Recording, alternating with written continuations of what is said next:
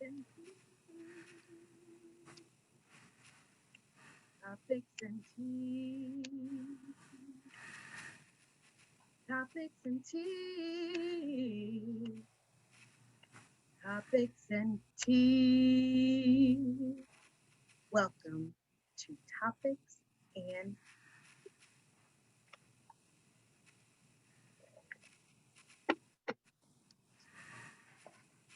Welcome to Topics and Tea. I'm so excited to have everyone here for, oh my gosh, it's our sixth session of 6 of 7 tea and topics sessions. You know, we've called it Topics and Tea and Topics, to each their own, right? We are here with a familiar face in some Alexandrian circles, but maybe new to others. Aaliyah Gaskins, who is running for one of 6 seats on City Council. And you can learn more about her by going to www.aaliyah4, and that's spelled out for alexandria.com. I'll put her website in the link. I'll drop it in the chat. We will also have 2 special community co-hosts for this session. Mr. Dayan, and if he could wave, that would be great. Okay, Worku, hopefully yep, great. And Ms. Kai Washington. Both are small business owners in Alexandria. And before we go through, well, I'll go ahead and jump into the purpose and then ask them to introduce themselves. But the purpose of these sessions is for the public to start their morning with their favorite beverage. Hopefully you all have yours. Unwind and begin your day being heard as well as being informed. These are sessions that are meant to be informal. We have questions that residents submitted in advance when they couldn't be here, as well as questions that will help us dialogue with one another on this morning. For our guests, we don't expect the candidate to answer all questions, but rather engage in an exchange of concerns and ideas. Key questions and themes from these dialogues will be summarized and in the campaign social media, because these videos go up on YouTube. So if you're not talking, please feel free to mute yourselves, and then we'll call on you and get that active participation. But right now, I'm going to ask for Dayan and Kai to come off mute and just introduce themselves and their businesses, and make sure that gets dropped in the chat as well before we go on to our first question. And we'll start with Kai.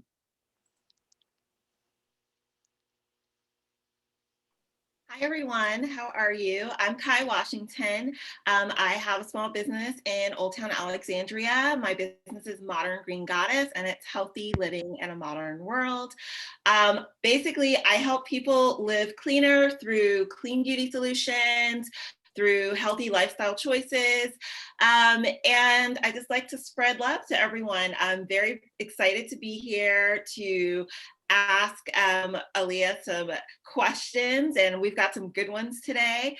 And I will put my stuff in the chat, but if you want to check out my business, it's moderngreengoddess.com.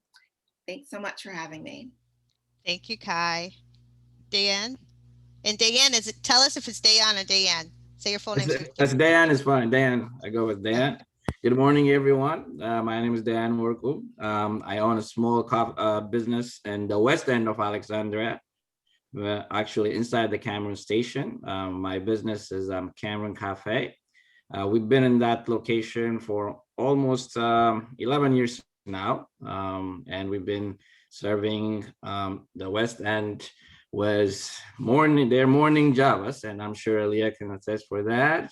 She's always stopped by for her morning perks, and I'm very, very happy and pleased to be here and ask some of the questions that I have regarding small businesses in the West End, specifically in the West End and in the larger issues to Aaliyah, and happy to be here.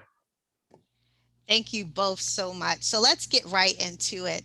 So Aaliyah, we're going to set the atmosphere and start with an icebreaker for you and our callers. So when I say the words small businesses, what are your immediate thoughts? And that question will go to everyone as well after we hear from the candidate.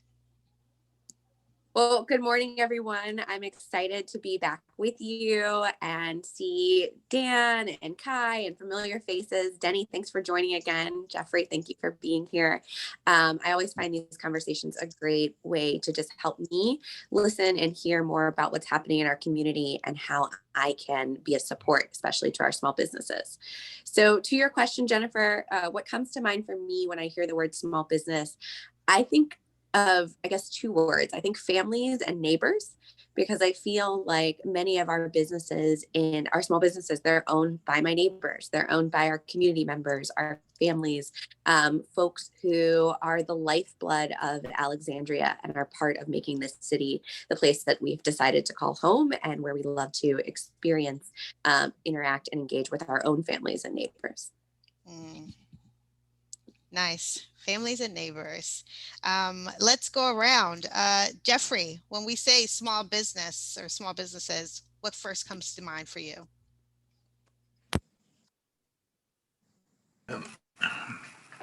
I think Alea has said it pretty well, but I would also say that it comes to mind when I think of small business, I really do think of storefronts, and I think that's a very narrow way of looking at it. But initially, I think most people think, oh yeah, it's a little store at the end of the block or something like that. So when I think of small businesses, that first comes to mind. And then being in business myself and having my own company, I certainly understand it's a lot broader. But I think maybe the general public don't see it that way. Okay. If you have a small business in Alexandria, I said thank you for that, Jeff. Sorry, I put myself on mute. And if you have a small business in Alexandria, any of you on here, put that in the chat as well, including you, Dan. And Denny, what do you think when you hear the word small businesses? Well, I think pretty much the same way that Jeffrey expressed here, but I have looked up the definition of small business with IRS and all that. And actually, it covers up to a very large size organization, like millions of dollars of revenue per year. Oh, wow. It could be a very large business in terms of the storefronts that Jeffrey just identified. But by and large, I think his definition is what most of us think it was. I'll speak for myself and agree with Jeffrey. Wonderful. And we'll tap our co-host too. Dayan, what do you think about when you hear small business? What word pops in your mind? Neighborhoods. I mean, along what everybody else has said about neighborhoods, I think small business is a big fabric of how a neighborhood is, made up of, and how neighborhoods in general looks and feel. I think they give that vibe for a neighborhood. And that one makes it different, one neighborhood to other neighborhood, the kind of small businesses that exist within that community. Gives it character. Yeah. Yes. Kai? I think community. I think of, all the little places that I frequent all the time, my local flower shop, my favorite pizza place, like all of that type of stuff. But also as a small business owner, interacting with like my neighbors and offering a certain level of service that you might not necessarily get with a big business who doesn't know you personally. Love it. Love it. And I think we have one more in the waiting room. So as this person comes on, it'll say my name, but I think I know who it is. Hi, Janet, how are you? I'll change your name. We were just asking the question of when you hear the word small business, what comes to mind? Well, first of all, I'm sorry for being late. You're totally fine. It's okay. Small business. I work part-time, or I did before COVID, at Imagine Artware at King and Fayette. When I hear small business, I hear 24/7 owner, manager, dealing with all kinds of issues and having to deal with customers, inventory, unpacking stuff. There's a lot. Then there's all the city stuff that you have to deal with. And all you're trying to do is make a living. But it is definitely, hi, Kai, thank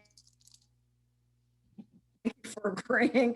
Because I've watched my owner, the owner of my shop, of the shop that I work at, and it's a lot. Thank I don't know you. that's kind of general, but there's just a lot of Okay. stuff when you run your own business and you don't have the support like government employees. And I'm happy they have it. Don't get me wrong, I was one, but it's all on you. Wow. No, that's perfect. And I would echo what a lot of you said. When I think of small businesses, especially growing up on my block in Philly, I always went to the same store. It was dependable, quality service, like some of you said. It was familiar, and it put a smile on my face. Like it was the constant thing you could depend on, which is kind of heartbreaking in a pandemic time because I think a lot of them have suffered. So moving right along to our other questions, I'm going to turn it over to Kai now. Thanks so much. So I have a question for you, Aaliyah. This is from a resident. And their question is, I know you have a strong background in public health and management. How does that make you a qualified candidate, especially around ideas that could support small business? I love this question, actually. So when I worked at the National League of Cities, which is an organization that works with mayors and local elected officials from across the country, one of our big partners was the U.S. Chamber of Commerce. And we work with them on a campaign called Health Means Business. And the reality is it was really focused on two pieces. The first being our workforce in general. So if we don't have a healthy workforce, then that makes it harder for all of our businesses because people aren't able to be as productive as they can be at work. They might be calling out to work, which is really hard if you have a staff of one or two and you're depending on those people to be there. It makes it harder for their mental health and their ability to just be able to fully engage in the task before them. But the other piece was on sort of the need for our businesses to be located in healthy communities.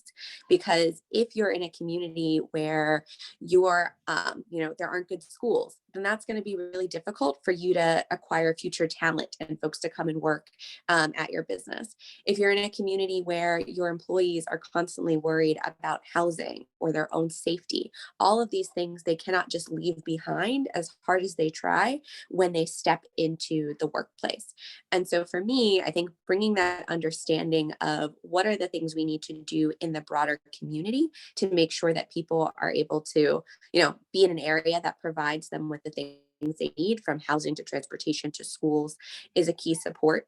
But then I think also understanding the health and well-being of all of our workforce and how we can support businesses in creating healthier workplaces is important. And then lastly, I would just say, I think it's pretty obvious, to most, as we navigate this pandemic, health means business more than ever before, in the sense that we have to find new ways to not just help our businesses reopen, but helping them stay open. We also have to find ways to ensure that we're building the public's confidence in how safe our businesses are so that people can get back out and start spending money to keep our businesses open. And so being able to bring that perspective around health communications, how do we use data, and how do we create partnerships across sectors, I think is a value to this conversation. That's amazing. I totally agree with you, especially about, like you said, taking those health precautions so that people feel comfortable engaging with small business. That's amazing.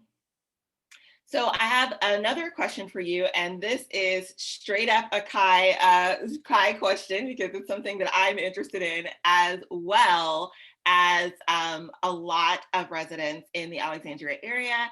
And that is, What policies do you hope to implement to help women-owned businesses in Alexandria be seen and thrive? How do we bridge the pay gap between men and women in Alexandria? All right, Kai, it's not even 9 o'clock in the morning. So I'll start with some ideas I have, but then I would love to hear from others on the call as well. I guess for me, I think when I sometimes look at city government and the way we do business, I think it's very easy, and this is not just Alexandria, but other cities I've worked with, it's very easy for us to default to kind of business as usual. And one area where that comes up is in contracting.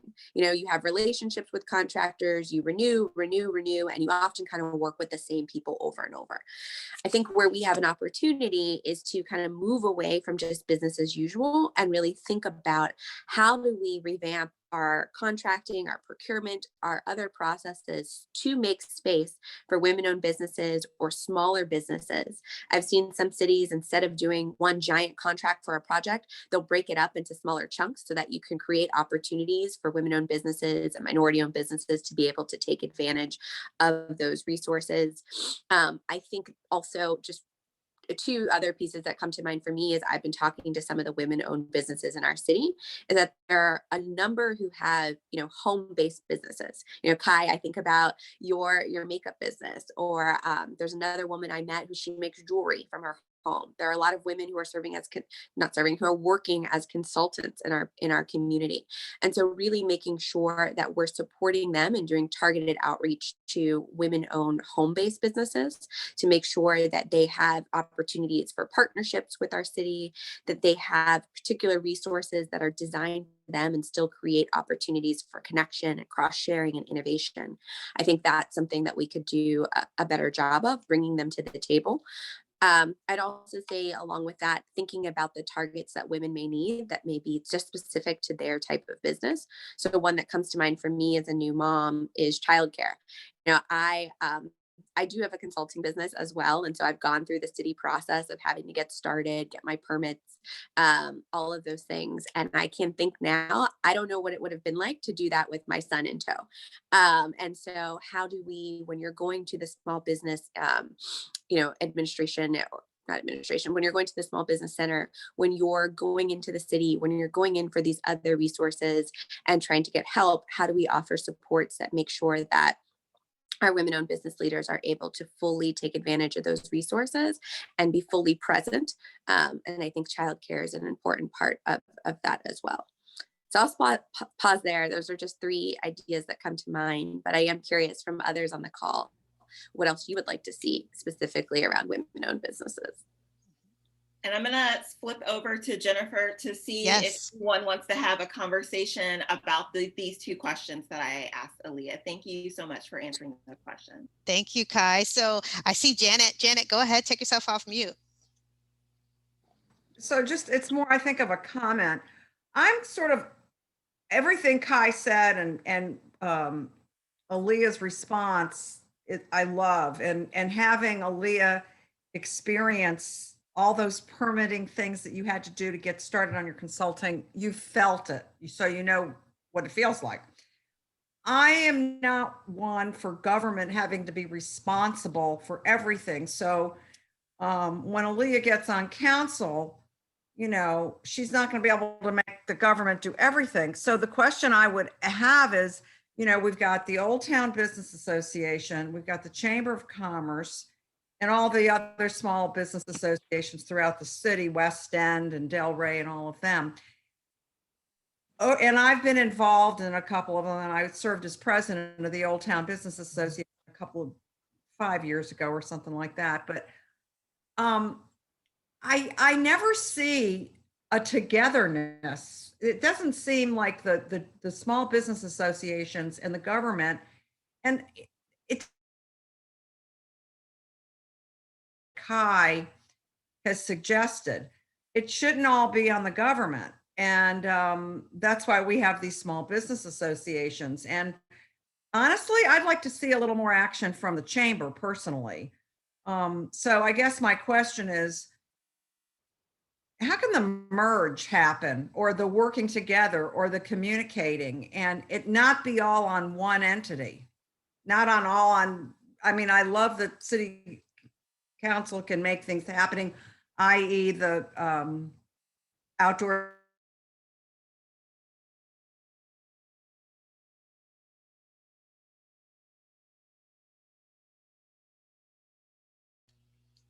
Did you freeze? Did she freeze? Okay. Yes.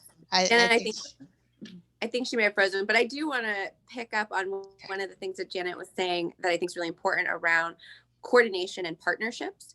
So I think as a city council member, one of the roles that I can play is, I'm going to be hearing and active in all of those different types of organizations. I mean, right now I'm active in the chamber, but you're right. There's the West End Business Coalition, there's Old Town, there's all of these different groups that are seeing many different sectors and angles of the small business challenges and opportunities in our community.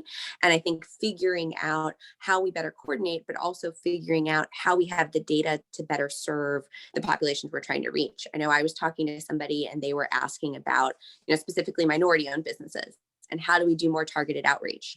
And each of the different organizations I spoke to, they all said, actually, we don't even have a handle of how many of our businesses are minority owned businesses. So we can't even do the targeted outreach because we don't keep the data on who we're outreaching to.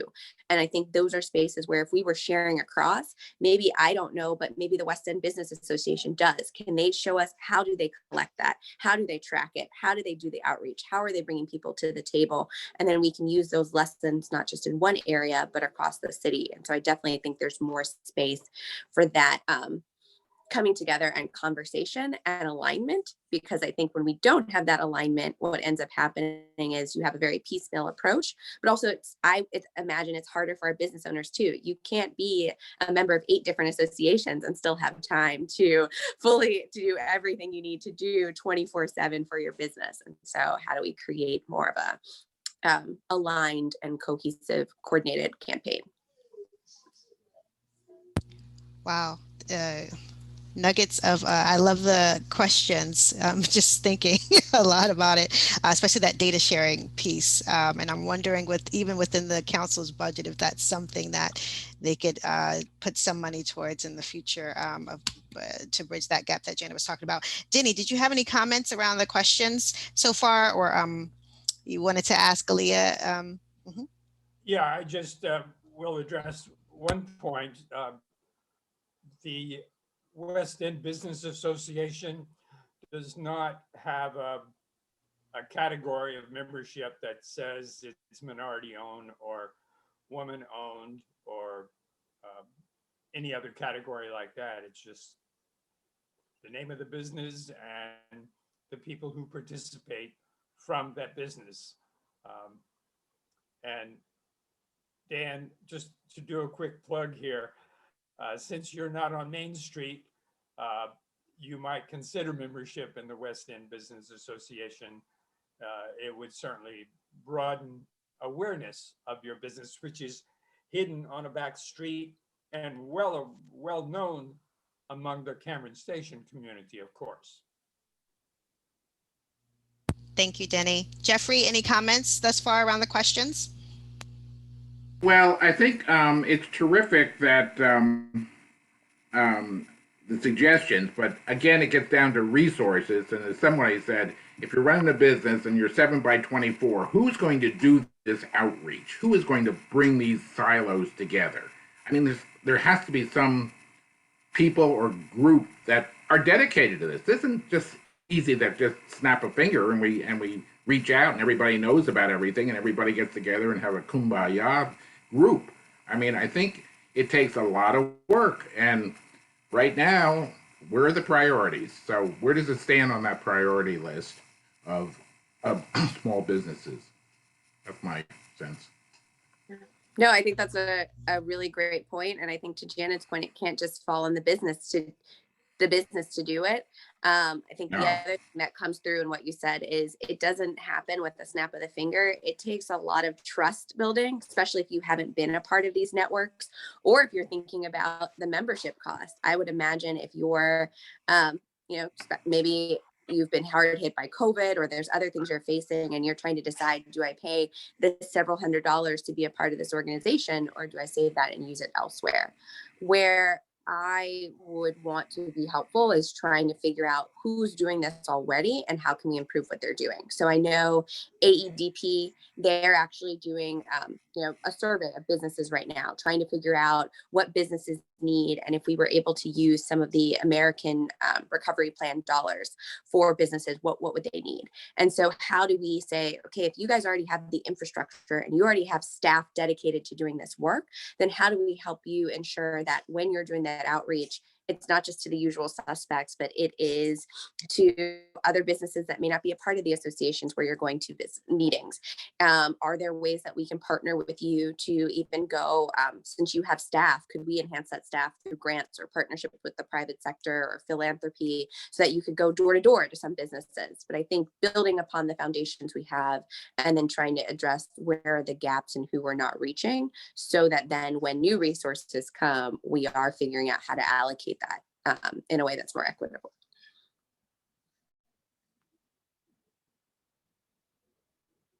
Oh, I see several people's lips moving. I can't tell who's on mute.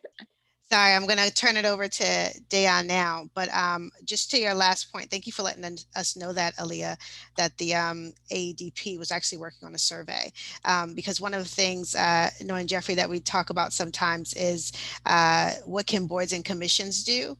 So that just sometimes the boards and commissions are, especially if we're supposed to be advocating to council around certain things, we're kind of like the feet and the hands, if you will, of Alexandria. So trying to garner more support from those bodies, I think, could really be essential. But Dayan, I'm going to turn it over to you. Thank you, Jennifer. I think that my question kind of tied up with and what we've been discussing is how can the city actually, and this economic growth and so forth, how can it be have an economy that is vibrant, but as well as very inclusive of small businesses, with the economic growth and development? That's what comes to mind for me, especially in the business front. When I think about being a vibrant, thriving city, I think that requires our whole city. And being a West Ender, I think, I often feel, as many others who live on this side of our community have felt, is that sometimes, we're forgotten, or there isn't a direct marketing or outreach to make sure the things happening over here are celebrated and elevated in the same way as other parts of our community.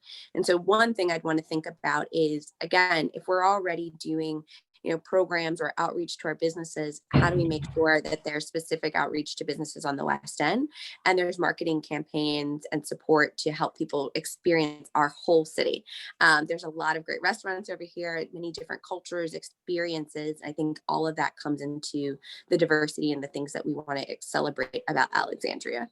I'd say the other thing I'd want to work with businesses to figure out, and this goes a little bit to the point that Jeffrey had mentioned, but I've talked to some business owners and they've said, Aaliyah, I participated on the parking study. I was a part of this commission. I did this, and it took X amount of hours. It took all of this time, and I don't even know what happened to those recommendations. And so finding new ways to engage our business owners, maybe sitting on a commission is not going to work, or maybe doing a long survey is not going to work. But there's got to be some ways that we can get a pulse check, where maybe there's a text message campaign, or there's I'm not the most tech savvy person, but there's got to be ways that we can leverage technology and other ways to get people's feedback and do it in a way that's not so onerous and time consuming. I also, and this goes to my larger strategy of neighborhood engagement, but I think it's a key piece of being a vibrant city. We have to have more transparent feedback loops that let people know how their information was collected, how it was used, and then how the decisions were made, because we don't want situations where people are participating, are lending their time, and then they're getting frustrated because they're not seeing any of those changes that they're elevating and lifting up as important. So those are just some of the things that come to mind for me. That's great. That's awesome. All right. I'm curious, Dan, from you, I'm going to ask you the question, because you're on the front lines of this too. What would help, what would help your business thrive? What are the things that we could do better? Oh yeah, and the West information is, I think, the key thing. Like you kind of mentioned, it's a targeted outreach is it's like one blackhead policy or things might not gonna work. What works in Old Town might not gonna work in the West End, just because of the way the traffic flow, the way the demographic is, so forth. So I believe the targeted outreach in terms of to the small businesses and their needs. And you did say, sometimes having too many commissions might not give you an answer, but there's a lot of data that can be collected, and can see and be engaged with all those informations shared, and I'll take Danny's suggestion to join the West End Business Association, and those associations working together, learning from one another, and share those information with small businesses, and then take some input from the small businesses as well. Mm-hmm. Have that. And this is a small thing I would just lift up too, that I think when you talk about the West End, that I think is important for all council members is you get asked to do things and you get asked questions about maybe different businesses or places you go. And I think this is a small, not policy thing, but using your influence to be able to celebrate and lift up different small businesses so that it raises their profile. And I'll just give a quick example, but a few weeks ago, I got asked to take pictures for Alexandria Style Book. And I asked them, could we do something in the West End? And the photographer said, in the 10 years she's been there, she's like, we've never done a feature on anything in the West End because all of the style businesses are in Old Town. And then I was like, oh, well, but no, they're not. There's got to be others. And so we actually, thanks to Dan, showed up at his coffee shop. He moved all the chairs for me, moved all of these things, which I'm sure was a huge inconvenience. But we ended up doing the shoot there. And it was this whole thing where she was like, I've never gotten coffee over here. I don't come over here. And so I think even just finding ways to raise the visibility when you have those opportunities, it was a small thing that hopefully can drive traffic or, celebrate a business in a different way just by mentioning them in these spaces. Yep. I totally agree with that. And I'll turn on to Jennifer. Well, that was a powerful example. And so thank you so much for sharing that. And I think your question actually leads into something that Kai wants to ask next. And so we'll proceed with Kai. Thank you. So my question, as a follow-up to that, I feel like they kind of spill into each other, is that many people see Alexandria as a white and wealthy business scene. How do we amplify voices of Black and Brown business owners? Yeah. I think you're right. It is connected to some of what we've been discussing before. My approach is I think you always just go to people directly. And I think that going to our Black and Brown business owners, asking what are the things they need, what are the challenges they're facing, what are the opportunities they see, I think that then allows us to design a way. Well, it allows us to build relationships that we don't have or may not exist already. But B, it allows us to not assume the type of products, programs, things that are needed, but to be able to design something that works best for them. I know in my day job, some of the work that we do is with CDFIs, which are community development financial institutions, and community banks and credit unions. And they often have deep relationships with Black and Brown communities in ways that some of the larger traditional banks do not. And one of the things I love about the approaches I've seen is they're actually asking, how do we design this product? Whereas many times you have folks who say, oh, let's do a fund for minority-owned businesses. But then you have this great fund, but there may be all of these caveats or reasons why they can't access that money. Or maybe their business doesn't fit into the traditional mold or structure of the program they've created. And so if we begin by asking, if we begin by creating a different table, then I think we can actually design products and spaces that that contribute more to their thriving and engagement in our overall business scene. Yeah, and I think it also comes down to an intentionality and being very targeted in that. If we say that this is a priority for us, then what are the resources? What's the staffing? What's the data that we need to be able to do that well as a city? And then who do we need to partner with to help us do that? Because I'm very aware that the city is not always the best messenger for these things. But again, I'd be curious from others and on the call as well. Right. So anyone can chime in about this. Janet, did you want to give input on this? Yes, I do. Let me think a little bit. Let me hear from Oh, others. And then I want, of course I want input. I saw you off mute, so I was like, oh, Janet. But okay, Yeah. so in Let me terms hear of, from some others and then thank you. So Denny or Jeffrey, in terms of, inclusivity and how do we raise those voices and elevate those business owners who are Black and brown and minority business owners, are any ideas or suggestions that you may be able to, that you've seen in your experience? Denny? I don't think I have anything to add that Mhm. hasn't already been said, I would, yeah. Janet's ready to hop back in. Yeah. no, let Jeffrey Jeffrey, go. then Janet. Let Thank you. Jeffrey go. Okay. One of my is how do you communicate this? What are the mediums that you're going to touch these people and so they understand what are the availability of these great processes that we're thinking of doing? I just don't see how we touch all these groups, your minority groups, whomever. I mean, do we go through the newspapers? Do we get Facebook? How do we touch these people? Is it a knock on the door? I mean, I don't see it happening really very easily. There has to be a real campaign. This needs a lot of work, a lot of freaking work. No, and I think it's not going to be one of those pieces. So I'll just tell you my personal approach that I would do and that I've started to do is starting with the businesses I know. So I actually reached out to Kai on Instagram because I had seen her work on Instagram and I just was like, I see you're in Alexandria. I want to learn more about you. I also need to get my makeup done at some point and you are always flawless. So can you help me? And in talking to her, I said, can you connect me with other minority owned businesses that you know or folks that you talk to? And so then from there, I met others. And then I asked them, can you connect me to others? And it has been an outreach on social media. It has been an outreach on text messages. It has been an outreach on emails. But I think it does require that work of there's not a place you can just go and give me the list of all the businesses I should reach out to, but how do we build that connections? And then I've tried to say, okay, where are the places that I'm already rooted in that I can send this back to? So I sit on the government relations committee for the chamber. And every time they're saying, okay, well, we need to do more targeted outreach, I'm able to say, have you heard of this business? Have you heard of this business? Have you heard of this business? And they're like, oh, well, they're not members.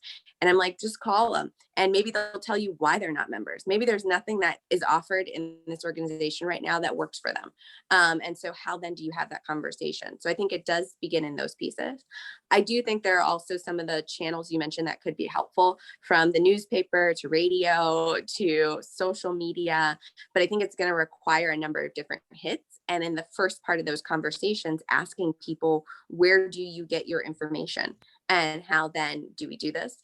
I think this is very resource intensive, but I'll go back to it. I think door to door, especially as we move towards what I believe is the end of this tunnel and the pandemic we've been in, as things are starting to reopen, I think having folks from our different business organizations, it may not always be the city, but all of these other entities, being able to go out and say, hi, I'm so-and-so, and I represent X business organization, and I just want to know, how are you doing and what do you need? And then maybe there's a way that we can funnel that information back so that the city, so that the ADP, so that organizations that are creating grants and other resources have that data as they shape the offerings they're trying to create. So not a perfect science, but I just think you have to go to where people are, and you sometimes have to go a little rogue to reach them.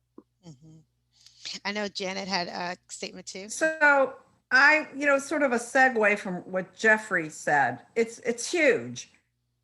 Personally, I go to a shop, a restaurant, a service if I need something. I'm not actually thinking in my head, is this a white person, a brown person, a black person who owns this business?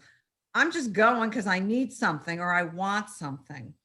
Having said that, I think, this can't be forced. And it seems like sometimes, from my perspective, and we all know that we have our thoughts from where we come from. And I think it's sometimes we try to force this stuff. After about almost a year ago, I formed a little small group, 2 white women, 2 black women. My thought was, it was after George Floyd. What can I do to help? And, blah, blah, blah, And so I called my friend, and she's African-American, known her for 45 years. Let's do something. We brainstormed. We ended up forming the 4 of us. And we meet about once a month and we talk. Everybody brings something to the table. We read, how to be an anti-racist. Whatever we bring, we bring. We're friendly, we're honest, we love each other, we call ourselves the queens. And what I'm finding is, in this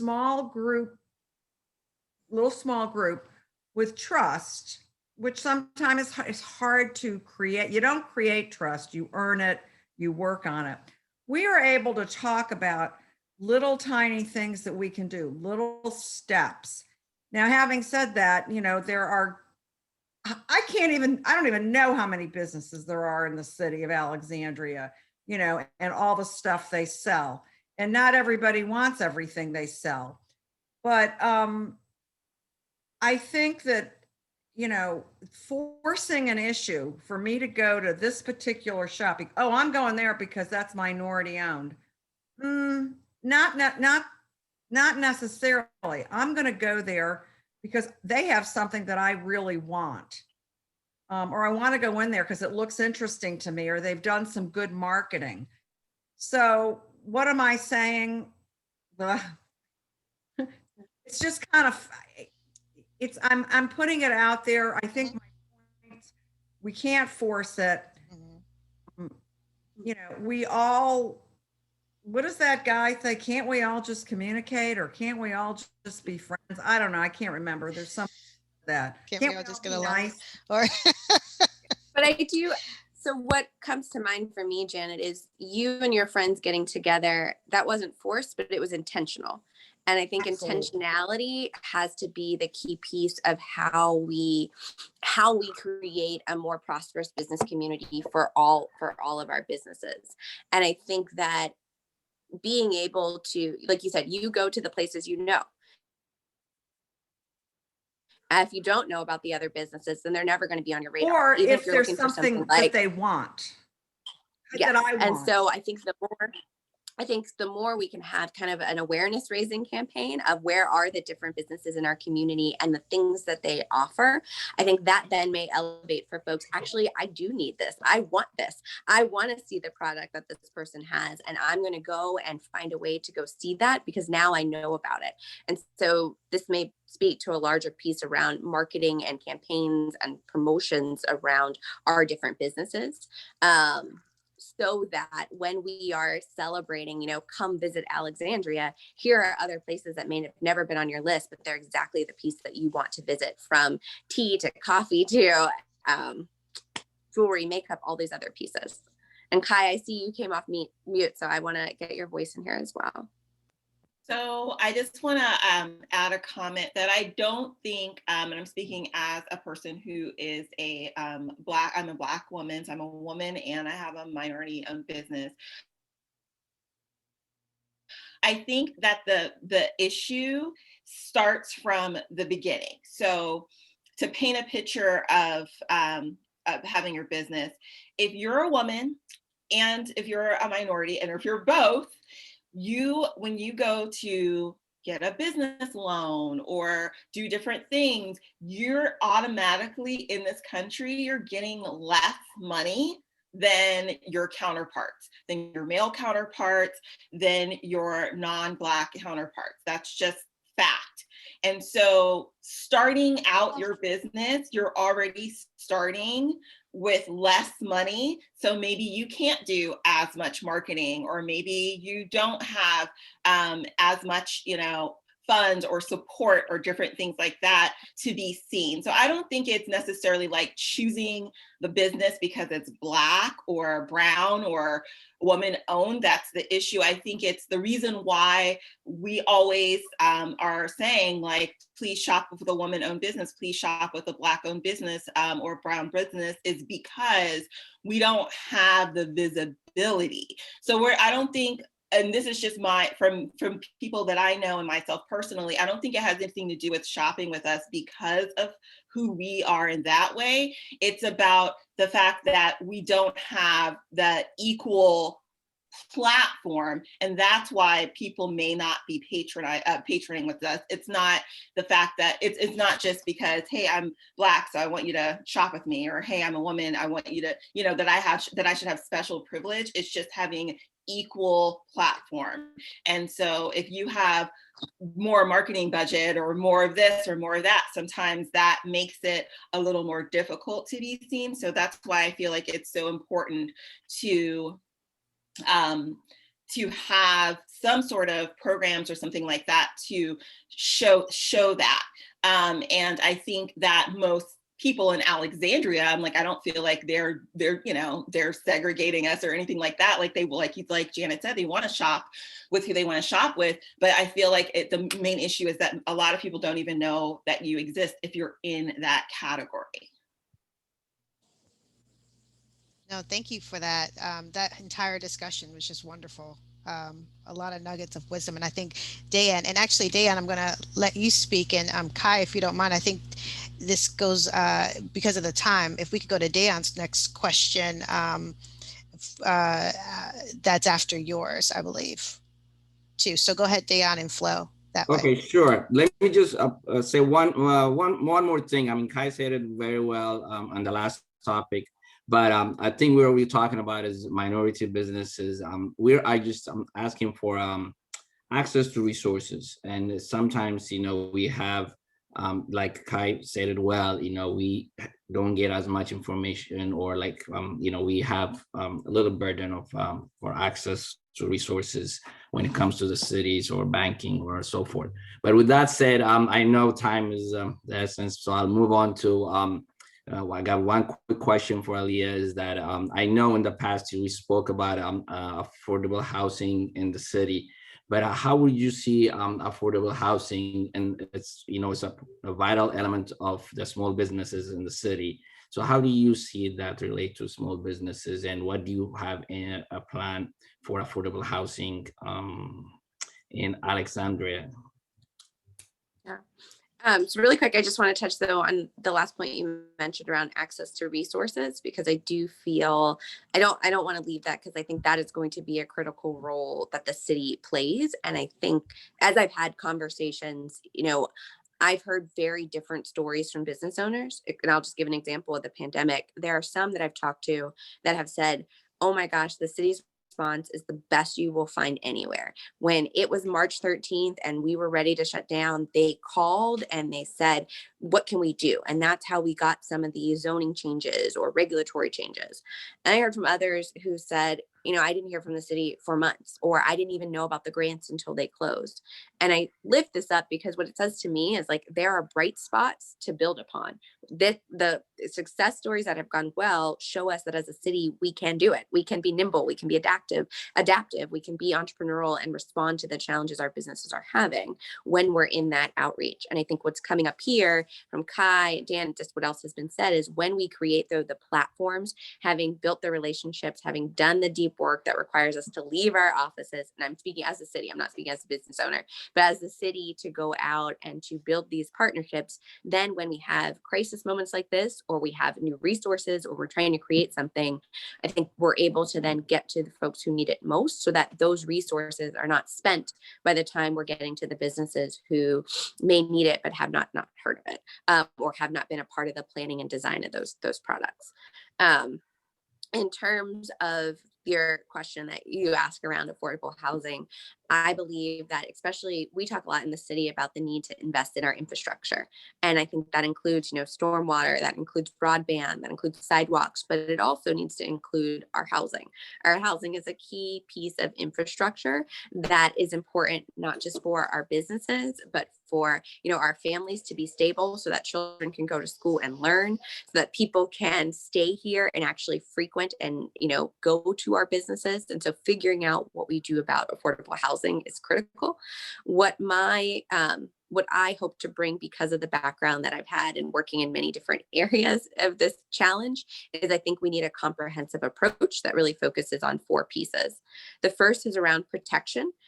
So how do we protect people to be able to stay in the homes that they're in? I don't know if folks saw, but in the newspaper, there was an article yesterday about, even with the eviction moratoriums, there are evictions being brought against residents who live in Southern Towers, that the community is already, the property owners are already starting to tee it up so that the minute the eviction moratorium is lifted, they already have a number of cases ready to go to evict people right away. We need to be, as a city, looking at, are these just cause evictions? Have these been followed to the law? Are there other protections, tenant protections and tenant rights that need to be addressed so that people can keep the housing that they're trying to hold on to the housing that they're in? I think there also has to be a piece around preservation. So 3 P's, so protection, preservation, making sure that our existing stock of affordable housing, we're not losing. And that includes not just affordable housing, but our public housing as well.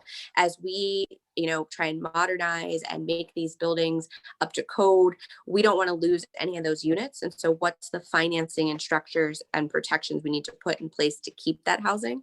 Also, on the West End, we have a lot of units that are just naturally occurring affordable housing because they're older stock.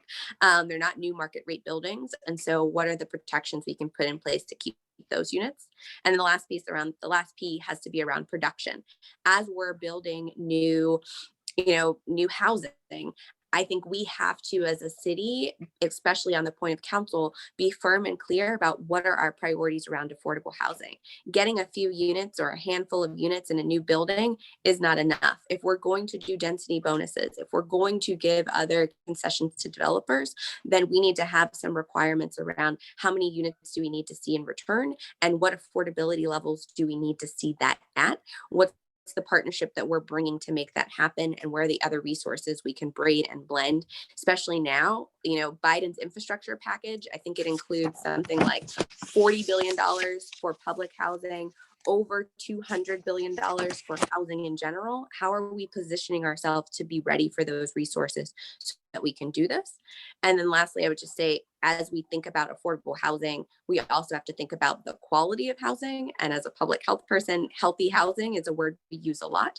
If folks are in overcrowded situations, if they're in situations that have mold, that have leaks, that have flooding, all of these other issues affect people's health and well-being, and they show up with those challenges and those worries to work. And so how do we partner with our public health department, our health systems like ANOVA, to also invest in sort of remediation and other efforts to promote healthy housing? So there's no magic bullet. That's a long-winded answer, but I think the key is it has to be coordinated. It cannot just be one strategy, but it has to keep what we have while producing new as well and producing better. Well said, well said. But thank you, Salia, for that. I'll turn up to Jennifer and see how later manage the time and the rest of it.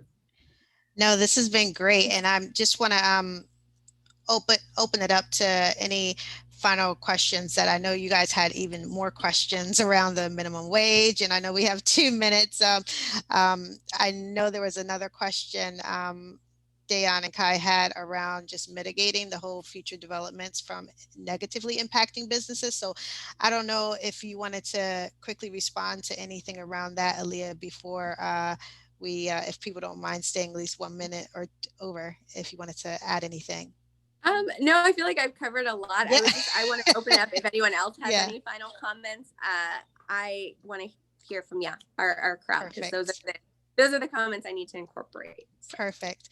Denny, Jeffrey, Janet, any other comments on anything that was said during this session, or anything that wasn't said that you think should be considered? I'm just going to say lots of good luck to Aaliyah on June 8th. Thank Yes, you. the primary is June 8th. Thank you, Janet. It Jeffrey? generated a lot of thought and a lot of unanswered questions, but it's interesting. It's a process. We're on our journey. And again, I wish Aaliyah the best. Thank you. We're learning together, Jeffrey. Thank you for continuing these sessions, and we have one more left, and so we'll tackle that one too. Yes, we have one more on climate change. And I just want to thank our co-hosts. I want to thank all the guests that came today, just for showing your faces, participating, and providing your questions and comments. This is an ongoing conversation on all the topics that we have. Dayan and Kai, any final thoughts from you, our fabulous co-hosts on today and wonderful business owners? I just wanted to say thank you to everyone for having these super important conversations. I really appreciate you guys, as we're all, here in Alexandria. We want Alexandria to be the best that it could possibly be. And I'm just really excited and proud now that I have participated in this with all of you, that we have such amazing people in our community. I also thank everyone, and thank you for this opportunity for being a co-host of this one of the sessions. And I wish all the best for Aaliyah, and we'll see you next time. Thank you. Aaliyah, you can take us out. I will just say thank you. I really enjoy these discussions. I appreciate you being and holding this space with me. And I know this won't be our last discussion. So I hope to see you at the next one, but also in between, if you have questions or comments, please don't hesitate to reach out. And I hope you have a great rest of your Thursday. Thank you, everyone. Thank Have you. a great day. Bye.